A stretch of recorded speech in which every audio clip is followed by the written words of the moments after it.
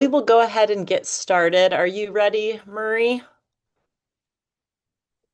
He's ready to go, ready to rock and roll. All right. Well, people might be popping in as they enter. They'll kind of catch up. But my name is Sarah Daring. I'm the Senior Director of Alumni and Family Engagement at Alma College. I have been at Alma now for almost 15 years. Started off originally as the volleyball coach, was working in athletics and was the athletic director until I moved over into this position last February. So it's been very exciting. Hank is also on here, Hank Wickley. He is kind of serving as our tech support in the background. So if anything technically goes wrong, we're going to blame Hank. Okay. It's not Murray's fault. It's not my fault. It's completely on Hank. But again, just want to thank everybody for being here. We are hopefully going to be starting a series of faculty-led webinars that we would like to do about 4 a year to a semester. And Murray Borrello has volunteered to be kind of the guinea pig for the first one. So I'm going to kick it over to him and let him introduce himself and get going. We will have time at the end for any questions, conversation, just discussion in general. But again, happy to be here and really thankful that Murray was willing to do this for us. Thank you. Yes, and I see some very dear names that of students that I've had in the past who are probably on here just to see whether or not I shaved off that mustache I had so many years ago. And the answer is yes. That was a good move. But hi to everybody. Thank you for joining. This is pretty interesting. I think it's pretty exciting. What I'm going to talk about, and let me introduce myself for those of you who don't know. I think everybody does, though. I'm the chair of the Environmental Studies program. I teach geology and environmental science and team teach in environmental policy and economics. But I'm also the director now of our new Great Lakes Watershed Institute, which I'm going to talk a little bit about. Um, I'm have a PowerPoint that I'm gonna go through, and I think I can do this in about 20 minutes. And it's going to cover a lot of territory. And I did this on purpose because I want to generate some questions and maybe ideas that you have about what's going on with the college, what's going on in liberal arts. And I got to tell you, it's exciting and scary at the same time. So hopefully you'll get something positive out of this. Let me try to share. I think it worked before. If I do this, there we go. How's that look? Okay. Now, can everybody see that? We got it. All right. So this is a weird title. I didn't know what to say. There's so much to say. And those of you who know me will know that, yeah, I try to say everything at once. I did try to bear this down to three main areas. One is framing liberal arts, what we are today. Does it, how is it different from what it was years ago? Acknowledging the reality that we're in an educational crisis. That's something that is facing the college and all colleges and universities today. And then hopefully to provide some idea of some creative ways that Alma College is working, and we're working from both environmental science and the Great Lakes Watershed Institute to improve things. So let's start in the good old days of liberal arts education. There was a time when if you went to a liberal arts school, even up until the 60s and even into the 80s for some schools, the structure of your academic experience was not very different from what it was back in the late 1800s. And this is, it hadn't changed much in the US. This was an English, Britain-based sort of liberal arts model from Cambridge and Oxford, and it was very humanities focused. A lot of diverse education, learn a lot of different things, religion, philosophy, the arts, and you will be a smarter person. And lo and behold, we find the research shows that is true. And so, yay, liberal arts, right? So the thing that is still true today is that critical thinking was and is still at the core of our liberal arts education. I put Harvard in there because if Harvard College, my daughter looked at Harvard College, and that is a stalwart. I mean, that is still in the tradition of what we consider elite liberal arts. And if you're interested to know what that is, you can check that out. Okay, so we were very humanities based. We were considered elite. We were very diverse. What happened to change that and why? And a lot of you are going to sit there and you probably know a lot more about this than I do, but I'm going to take a slice of this and use this because what I'm going to present to you is some ideas that we're implementing really rely on this way of understanding liberal arts. So, before World War II, a lot of people didn't go to college because they didn't need to go to college. And those people that went to the liberal arts schools tended to be, high income people, and it didn't matter what you studied. You got a 4-year degree and you worked at your dad's bank or whatever. That's not strictly true, but generally it's true for what we consider elite liberal arts colleges. But after World War II, the GI Bill came into being. And now we had a lot of middle class, a lot of lower middle class people going to college.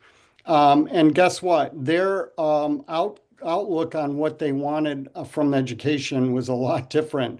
They wanted skills, they wanted knowledge that were going to get them jobs. And so that's one way that the college, the liberal arts tradition changed. We were started to focus on where is this leading? Where are people going to go when they graduate? The other thing that changed is, post World War II, we were in the nuclear age, the space race of the 50s and 60s, and the tech race, which we're now in the AI tech race, I guess. This was a very STEM focused sort of revolution. And this graph just shows one of many STEM graduate degrees, and all of them show this same pattern. But this comes at a cost. As we increase our STEM offerings, we decline our humanities offerings. And that's true with liberal arts. It's true with mostly research institutions, which were never really humanities based, but especially the liberal arts, where that was kind of the place you went for a good, strong humanities exposure. I will tell you, Alma College is reflecting this change. Over the last 10 years, we have dropped these majors, and some of you may have majored in one of these things. We still offer classes here, but we don't offer very diverse offerings.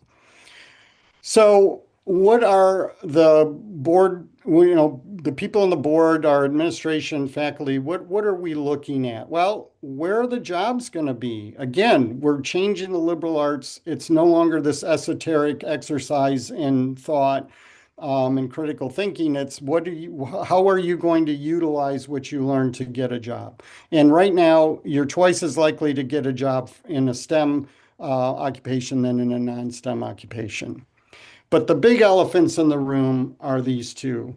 One is, of course, we don't have the same number of students applying to college because they just aren't being born. And this exponential increase in cost of education. And I just looked this up. The average debt beholden to a 4-year liberal arts graduate is of $80,000. So we've got high debt. We're in a bit of a pickle because we have to be competitive. So we're really focusing on STEM. We still want to call ourselves liberal arts, and we still want to promote critical thinking skills. But guess what? Research shows that you need a diverse curriculum to do that. And that includes humanities and arts and all these other things. But here's something that a lot of us don't think about. And some of you out there are going to totally identify with this. We know that 40%, or I don't know, Sarah would give us the better numbers, but somewhere around 40% of students we think come here because of athletics. And they know they're not going to play pro ball or whatever, but they know they're going to be engaged for 4 years while they get a degree in something, right? But there's also students that come for the same reason in theater and in music and in dance.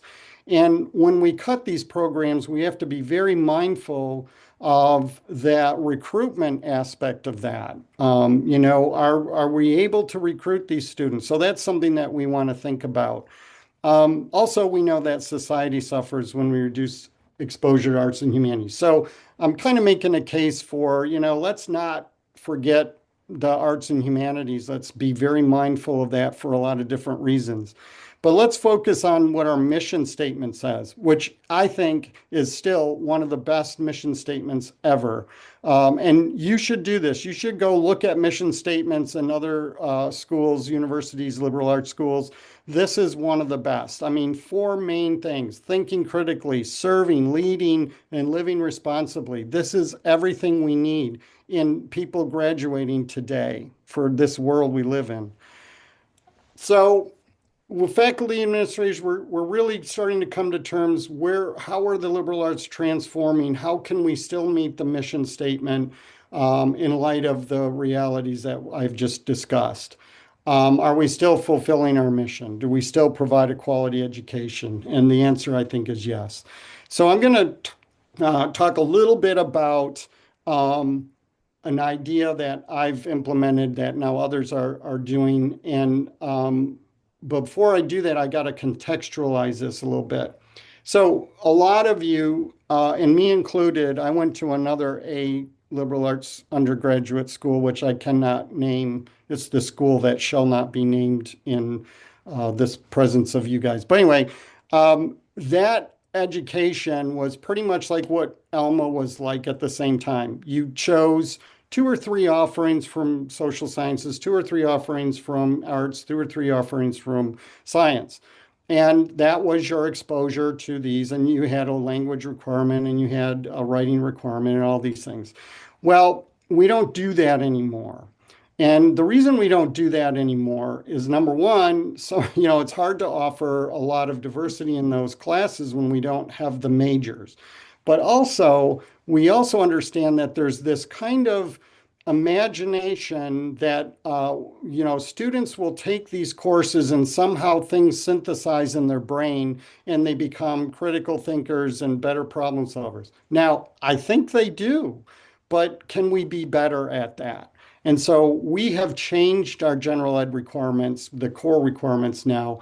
And there's two areas that I want to talk about because they play right into what I'm going to talk about. First, there are 4 Explore courses every student has to take. One is Self and Society, one's Art and Society, one's Science and Society, and one is JEDI, Justice, Equity, Diversity, Inclusion. The theme courses, this is an addition to your major that kind of is part of the ethos of your major, but isn't directly in line with your major. And that's a set of 3 courses. And the Explore courses and the themes courses, this course I'm going to talk about is a theme called the New Earth Reality, right? So it's very environmentally focused. But there's sociology, there's all economics, there's all these other aspects. So there's 3 courses you take, and one of them is the course that I'm going to talk about. All right, so this is the first model, and I'm only going to probably get to this first model. We can talk about the second one, which is very similar, but I'd really like time to hear from you guys. So this is a model that I call integrating internships in the classroom, whatever. I don't know a better way to say this, but here's what I think. I think internships, and my experience with internships has been they are rewarding, but they're rewarding in a very separate and disconnected way from what we do in the classroom and what we do in the college. So is there a way that we can integrate an experience related to an internship that's meaningful, that connects with what we're teaching in the classroom? So that's what I tried to do. Now, this is the class. It's a 300 level climate change class. The first half is a pretty deep dive into the science of climate change and the socioeconomic impacts. And then the second half is an application of what we learned to some sort of real world problem. Um, it's theory into practice. It's giving students exposure to what they're learning has some use in the world. And it tells the community that maybe we can help or we're here to help in some way. It's different in the ways that we just talked about from a usual classroom or a usual internship. But I have to say there's an evaluation, a student wrote in their evaluation, I've never thought my classes would actually help me solve real life problems. And I'm hoping you're laughing because what did you think those classes were? I guess, I don't know. I just thought like, oh, you realize this. This is good. So that is successful, I guess. So that's good. And also the fact that these students are being exposed to real world problems and dealing with them by not just bringing people in to talk about these problems, but working with them to solve these problems. All right, so what did we do? And this actually starts with my amazing daughter, Ariana. Ariana got her master's in climate change and community planning in Colorado. She works for FEMA, and she has worked with me in classes and in class I teach with Bob Cunningham in economics and environmental economics.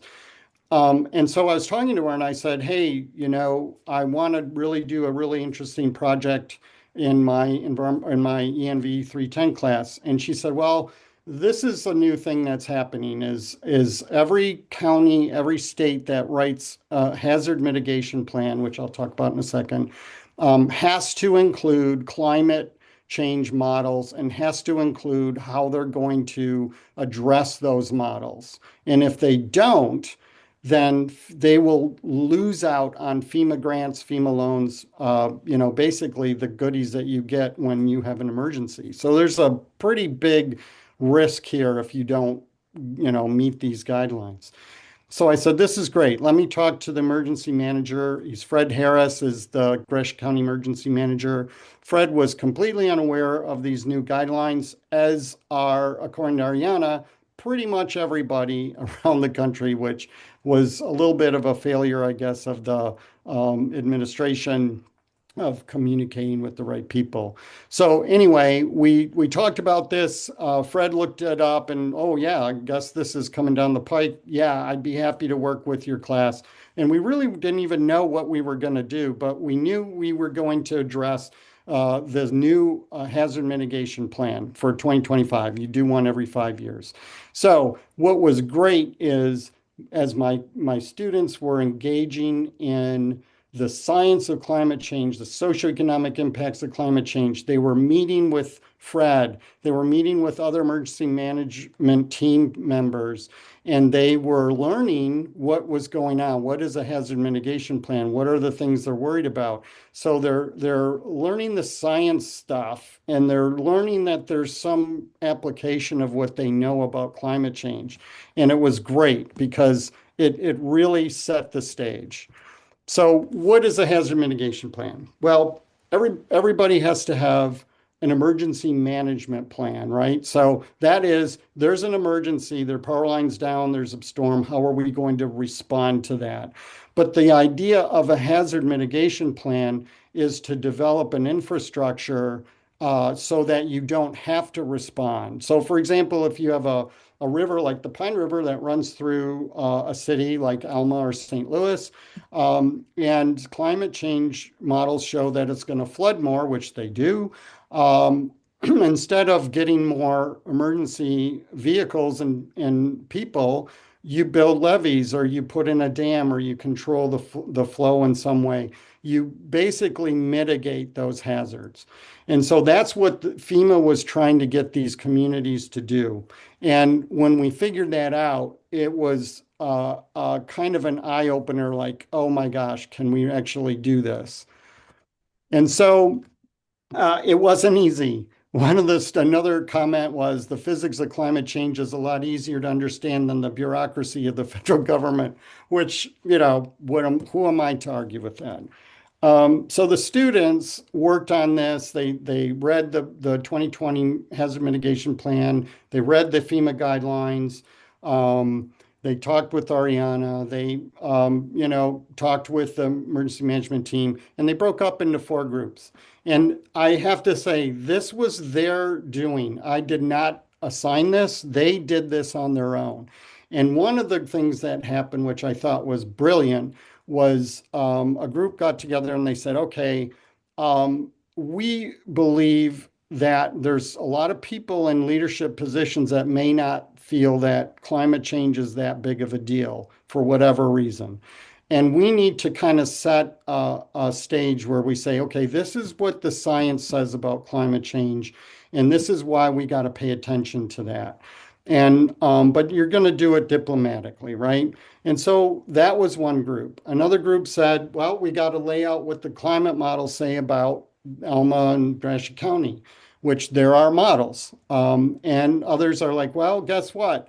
We have pollution in our river, and if flooding is a big deal, we got to look at those existing risks and how they will be elevated with climate models that we see. And then finally, this is a requirement of the FEMA guidelines. We have to identify vulnerable populations. Where are they in reference to the risks that are going to happen? So they put together these brilliant presentations. They are really good. I use them in other classes actually. And each one was about 20 minutes, and that was their final exam. They gave it in person to the whole emergency management committee, as well as some members of Gratiot County, the county board. So what did they find? Well, one thing they found was just adding the climate models in. The fire and police departments in both Alma and St. Louis fall within the climate impacted areas for flooding. So that's not good. They also found that a lot of poorer populations were living in the highest risk areas. That's actually not surprising. It's pretty standard, unfortunately, for the nation. Poor populations are going to have less access to air conditioning, and we do not have, given the number of people that fall below a certain socioeconomic status, is higher than the number of space or the amount of space that we have to cool these people off during heat waves. So that was a pretty interesting finding. And then obviously the current pollution in the Pine River increases human health risks quite a bit.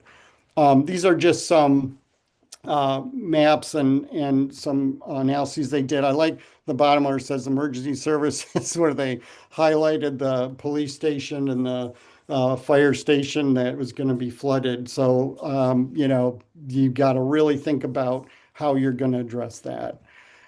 So for the students, what were the outcomes? Was it useful? Did it accomplish something that we would say is a liberal arts kind of experience? And I think it did. I think it was real. I think we addressed each of the main aspects of our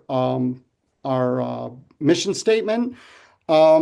I love the idea that these students did not worry about their grades. They worried about failing the community, the people they were working with, that they were talking to on a regular basis. They the county people told me that their work saved them about $10,000 to $20,000 in consulting fees. And interestingly, one of the groups said, you really need to use the other resources other than consultants like us or whoever, because you're $200,000 in debt for the county. I mean, they said it very diplomatically, but it was interesting that they saw that as an aspect that, how are you going to, what are you going to do? Where are you going to get the money for these consultants, right? Students then also could say they had a legitimate internship with the emergency management team and the county, Gratiot County in central Michigan. So that goes on their resume. So it was pretty cool. It was interdisciplinary, of course. Communication was a really big aspect of this, really big aspect of this. And I think that was an eye opener. How do you take complex information and bring it down to a point where intelligently people can understand it and act on it? And finally, where this ties in with the Great Lakes Watershed Institute, the Institute comes at this from a perspective that says, you know, and you get a 4-year degree, you're one of 4% of the world's population, 4% that will have that opportunity. And that means you have a responsibility to do something with that knowledge. And this is a great example of that. And the last thing I'll say is what we were very metacognitive about what we did. We were constantly asking, is this the right thing to do? What are we learning from this? And that reflection was really powerful. And so I think that was a smart move. And the students really kind of entered that on their own. So I will stop here, and there's other examples, but this is a pretty good starting point for a discussion. All right. Thank you, Murray.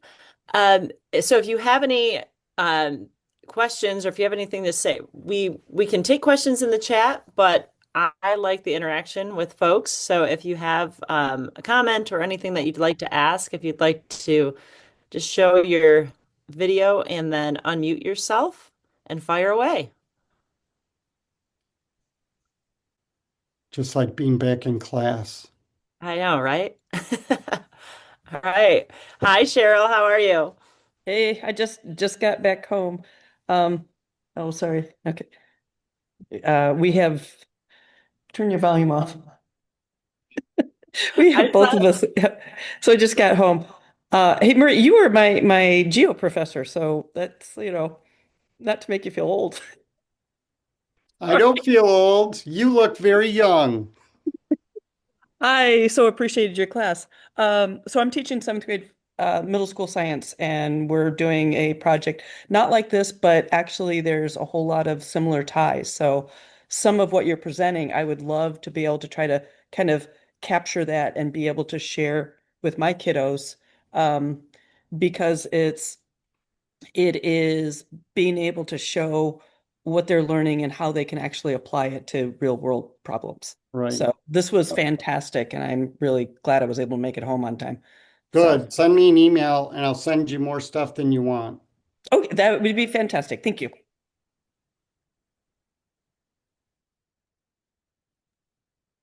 All right. Other questions, comments? All right. Oh, we've got another Cheryl. Yes. Wonderful. Is the whole point trying to spread this across all the disciplines at the college, get everybody doing this in their majors?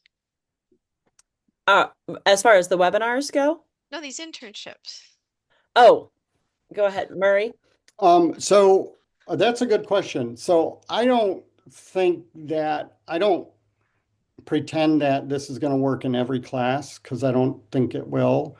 But I think if you are teaching a class now remember, there's a lot of classes being taught that aren't explore classes or themes classes. So they are pretty traditional, didactic teaching sort of thing. But I think if you're an explore class or you fall in that category that gives you there's something different and special about what you do. I would think something that links what you're learning to a real world application. It can be real, like we interacted with people, or it can be thoughtful, right? It can be that other thing that we did. Another model was not where we didn't respond to need in a community, but there was a gasoline pipeline spill or leak. And the students were very interested in it. And we said, well, let's calculate how much gasoline was, use what we know about groundwater or whatever, how much gasoline was spilled in the environment. And then when we calculated it, and then when we read the paper, the difference was 2,000 gallons to 300,000 gallons. So then we took that further and started talking to people saying, hey, we're not getting those same numbers. But I think you don't need that every class, but I think if you're going to do a general ed requirement that wants to go beyond just that general traditional classroom experience, I say try it, you know? What do you think? I think it should be implemented across every discipline. I know I had to go out and find internships when I was an undergrad, um, and it really helped me later to do that. But if Yeah. it's more organized in fashion, if you get your alumni involved, you get the local governments involved, local businesses involved. Yeah, And I I think it I should would be. really love that. I'm glad you said that, Cheryl, because touching base with you all is really important in my opinion, because number one, students see that it's okay to give back in a way that is, not just giving money or doing whatever. Students just, when they graduate, they're very nervous about, well, I don't have money to give the college. It's not. Give your time, give your ideas, come back and work with me and help do another project in a class. If you all have ideas or want to do that, just send an email, which is just borrello@alma.edu. I would love to put you on a list and work with you. I'll just add to that too as well, Cheryl. So I recently just reached out to our provost because we are looking at adding some interns in our department for alumni relations, but also advancement that would be interested in, getting into, philanthropy and things along those lines. And when I reached out, she sent me a list of faculty members. I know new media studies, business. There's a number of departments that are doing internships for students, and that's a part of their requirement. So we're seeing it a little bit more at Alma, again with the internships, and it's something that I think we're going to see more of as well. And Murray just kind of touched on this as well, but one of the things that we've been really focusing on too in our department is that time, talent, and treasure. A lot of people, giving your time and your talent, that is so beneficial to our students. So we work a lot with our career office, a lot with academics, and we want to make sure that we're getting our alumni involved in that. And then I know that I saw Amy Pratt on here earlier. She is actually our alumni board president. And that's something that we're doing is we're working with our alumni board and breaking up into different committees. Um, and one of the things that one of the subcommittees is on career and some of the ways to get folks, engaged through that and through internships.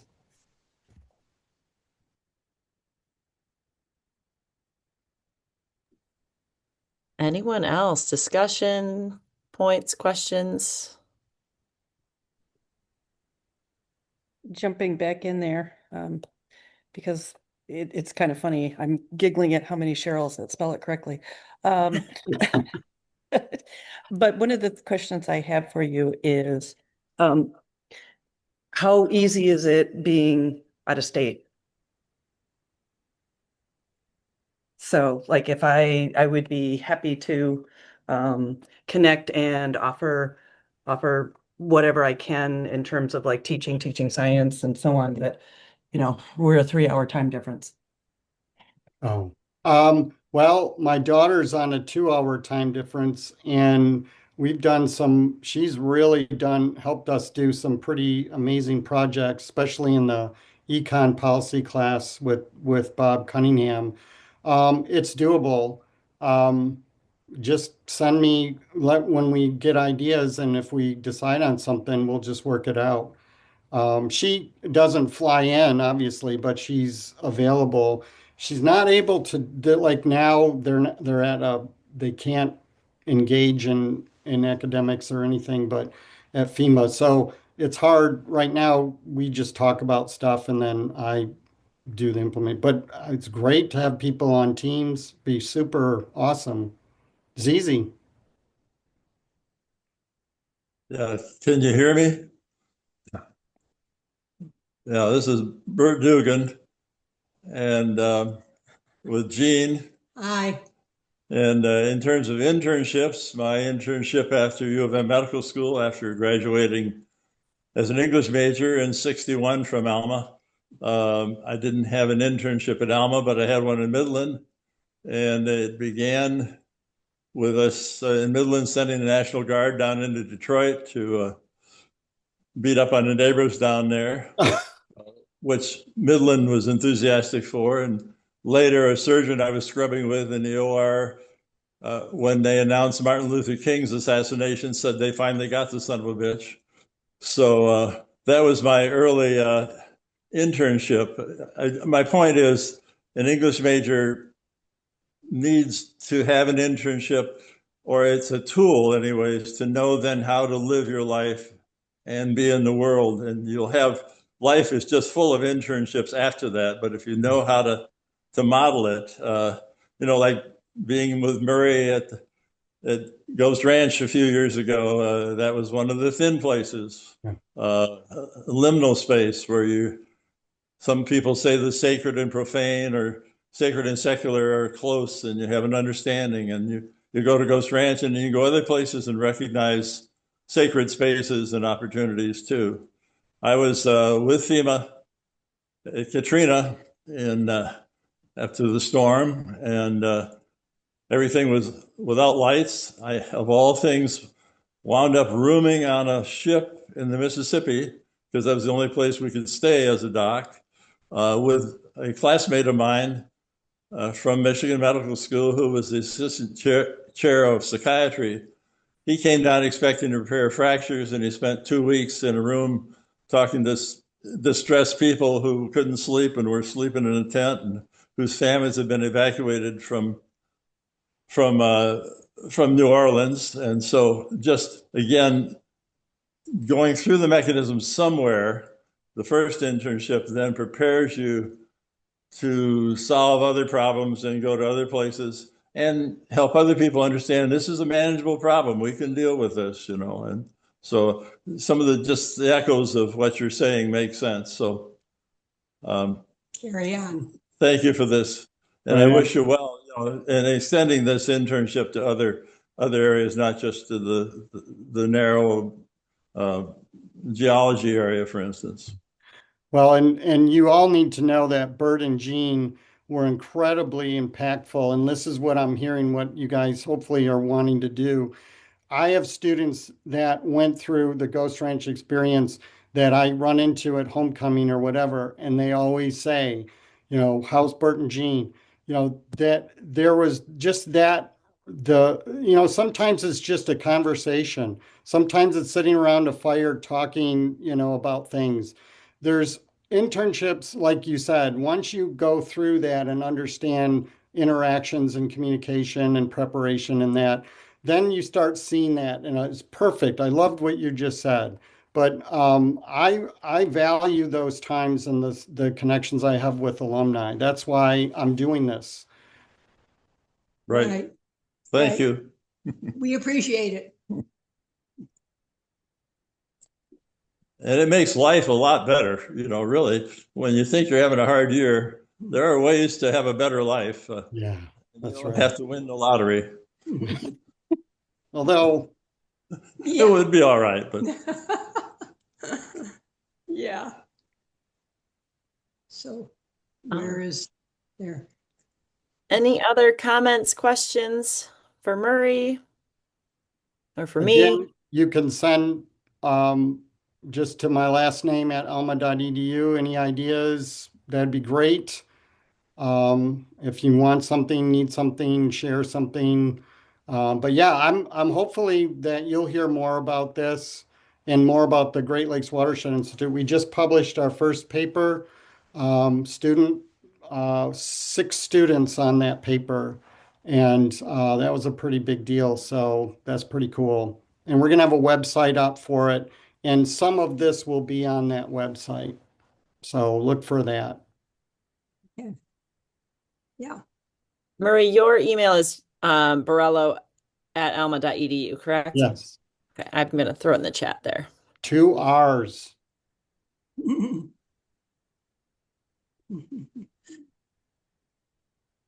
All right. I Any have a quick other? question. Do you ever, Murray, do you talk to the Herb Foundation? Yes, we actually the Great Lakes Watershed Institute kind of poked around to see if they'd be interested in helping us with the grant.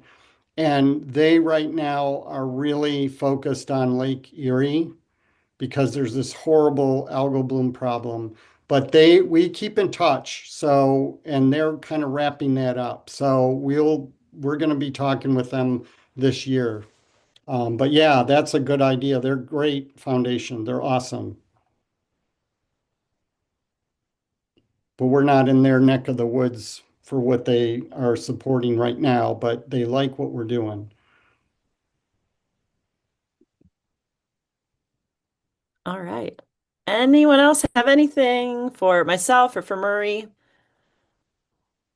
Um, just another quick question. So, Murray, this is something that you kind of saw a need and took initiative to do? And is that right? Or is this whole campus initiative? Well, I think the campus is coming to terms with this kind of teaching. I think this is the crux of the liberal arts part of this is if we don't change and transform what we do, starting within the classroom space, we're not going to make it. And I think that's where we're left, right? We don't have gobs of money to spend and be flashy and attract people to what we do. We work better within that space. Think about all of the professors you had that were, just amazing people, right? I've worked with these people. They're amazing. Um, I think that the college as a whole and my discussions with the provost are very positive, very supportive of this kind of stuff. Bob Cunningham's doing it. There's a new department that links accounting and economics. They're going to be part of what we do. So they already have started to do not only internships, but accreditation on different things. So yeah, I think this is where things are headed in the college. I'd like to say it's just me, it's my whole idea, but that would be a lie. Well, I do give you kudos. I very much enjoyed your class way back when. So, one of the amazing professors. Oh, thank Um, you. the other question I have is when you see students coming in, are what kind of experiences are students experiencing any of this in high school or so on, or is it brand new for them? Our students are, as Ed Lorenz used to describe them, and they still are, diamonds in the rough. We get a lot of first gen students, and I will tell you the quality of education. COVID did a whole number on this. We're starting to see a pickup, but for a long time, there's students that can't read cursive. I write comments on exams and they're like, I don't even know what you just said here. So, not that they have to know cursive, but it's a different world, and I got to see where that is. They are very naive about stuff, but they're very savvy about finding information. And so that's a positive. And so there's a lot of times I'll be in class and I'll say, I want you to fact check me on these things, or we're going through this. And every once in a great while, a student will come up and say, well, you said this was 16%, but it's actually 18% or whatever. So they're checking, and I'm like, this is great. I love this. Um, I think that coming into their own as far as understanding where information and where to get it and how to discern between different kinds of information is a little bit better than it was, but they're not going beyond that. We need to bring them beyond that point. We got to give them an experience. So that's where we are, but that's a good question. I mean, I see this. Yeah, I'm I've sure. been teaching for quite a while. Kids are Yeah, they're starting to become kids again, which is really good, but we've got a bubble there. yeah. It's rough. Um, do you in looking across colleges, do you see this kind of approach or this kind of integrated being able to have more of the real world internships. I mean, this just fabulous. I definitely want to have offline conversations. But what do you see kind of beyond Elma? Is this happening in other places? Um, I know our MIAA schools are kind of stepping up. Albion is doing some good stuff, but I see a lot of activity that's kind of related to what's going on in a major. Oh, you're going to do this experience. I don't see the integration as much as what I just described within that space. That's what I'm saying. That space we own. We're good at that. We've always been good at that. Let's make it better. And let's be the leaders in transforming education within that space. I don't see that. I don't see it. In fact, the Great Lakes Watershed Institute, we're modeled a little bit after the Heidelberg University's National Water Quality Lab. When I talked to those people, I said, oh, by the way, we're going to be involved in our, integrating what we do in research and what we find into the classroom, and we're going to help transform. They were freaking out. They're like, that's exactly what we need to do. We should do that. We got to do that. So yeah, I hope more people do it, but for now we can say maybe we're unique in that way. Very cool. Thanks. This is exciting. I'm glad you two are going to connect. So, it was just like, what, 2 years ago, Cheryl, that you had, right? I'll look up some grades and then maybe I'm sure it was wonderful. Right, right. I've also been a little bit jealous of all of your kayaking that you did this summer, Cheryl. So, uh, We definitely need to talk. Okay. Well, okay. So this group, you do appreciate that. And Murray being, the geologist, do you remember when Alaska had the earthquake this summer and there was a tsunami Yeah, potential warning? yeah. Well, I was kayaking with a group in San Juan's, and that's when we got my daughter actually called, and we didn't have the greatest cell connection. And she's like, "Do you know that there's a watch?" And we're like on one of these little teeny islands, which means. But the group I was with, we had a lot of smart science people, and we were tracking it all, and we finally figured out that the height of it was only going to be at 1 foot with, Yeah. which was high tide, so we were fine. But talk about, and I'm right now teaching plate tectonics and Yeah. so on, and talking about tsunamis. But yeah, you guys, I figured you said Oh my kayak, so I thought you God. might enjoy that. No, I don't enjoy that, but I do enjoy hearing about it. It was all good, thankfully. well, great. Well, does anybody else have anything else? I know we started a little bit late. Again, we had our great guy on Jeopardy, and unfortunately, I'm at my in-laws, and they do not get local TV, so I was unable to watch it. So I don't know how he I'm did. not saying Don't anything. don't tell me. You Uh, have to figure it out. exactly. So, but anyway, I want to thank everybody for being on here. Thank Like you you, said earlier, everybody. yeah, I really appreciate Murray again hopping on and taking the lead on this, and really looking forward to future ones. But also very excited that some folks are going to be able to connect after this as well. But you all have a wonderful rest of your week. Enjoy your weekend and be safe and stay warm for those of us that are in the northern parts, and you know, others just enjoy your time. So take care and have a good night. Thank you. Thanks, Thank guys. you. Thank you. Thanks again, Bye-bye. Murray.